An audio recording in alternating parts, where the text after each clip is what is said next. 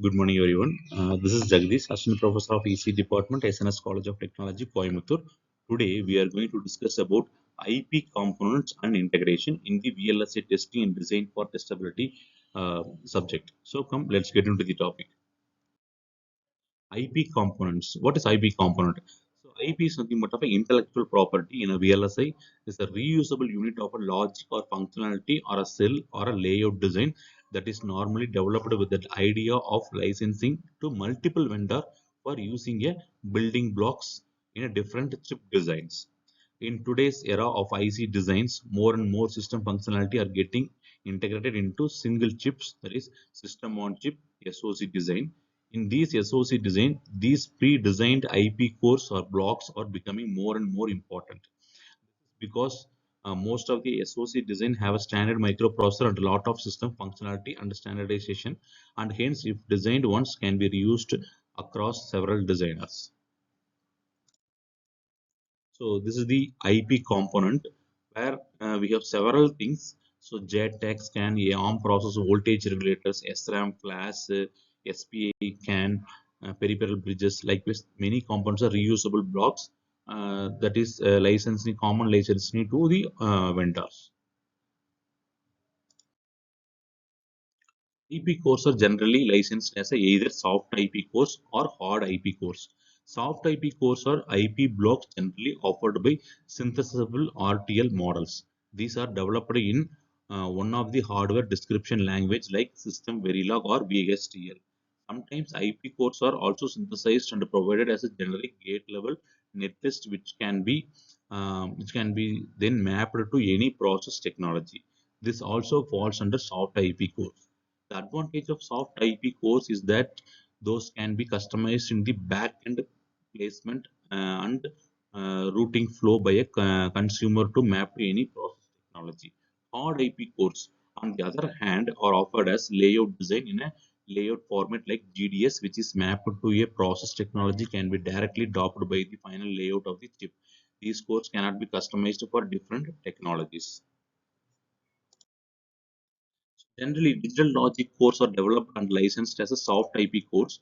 Example DRAM, DRAM controller, IP, Ethernet, MAC IP, AMBA bus controller, IPs, etc. Analog and mixed signal logic designers for ZS, PLLs, ADC or DAC, physical layer logic for DDR, PCIe, etc. are generally developed and licensed as a hard IP cores.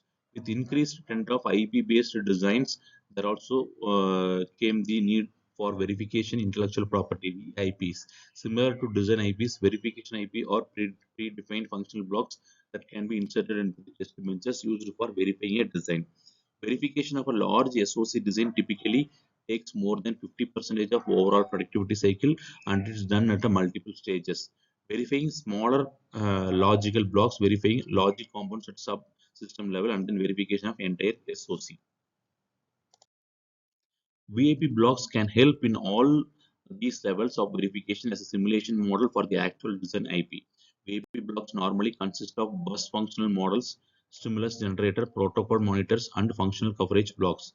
Since a lot of industry design test benches follow different languages like System Verilog, C, Specman, and methodologies OVM and DVM, these IPs are generally designed as a configurable components that can be configured and easily integrated into different verification environments. Most of the complex SoC designs are now following this trend of IP cores based design flow and VIP cores based verification environments for successful products and shorter time market. So the integration, when it comes to the integration we already know very large scale integration. Integration means integrating the mini transistor in a single chip. Called integration. So there are several generations are given over here. That's SSI to ULSI. So here number of logic gates also which is given in each generation. How many logic gates and how many transistors are being used in each generation is given over here. So the integration process which starts from wafer preparation, oxidation, diffusion, ion implantation, chemical vapor deposition, photolithography, metallization, and finally packaging. So you can see the human hair diameter is approximately 75 micrometer. So here 0.016 micrometer, that is 16 nanometer feature can be the size of the single transistor. So you can imagine the size of the transistor, each transistor which is used in the IC is how much small when compared to the our human hair. So, and the abrupt development in the VLSI leads to have a very many products and many compact products, like in a 2005, for an example, 128 MB SD card, that is a memory card is available for the same size, and in 2015 128 GB memory card is available. So you can see the changes, the development in these 10 years. And also here is the integration process. Here it is a microelectronics integrated approach. Here the each cell which consists of an IC which has the length and the breadth of 1.5 centimeter. Thank you.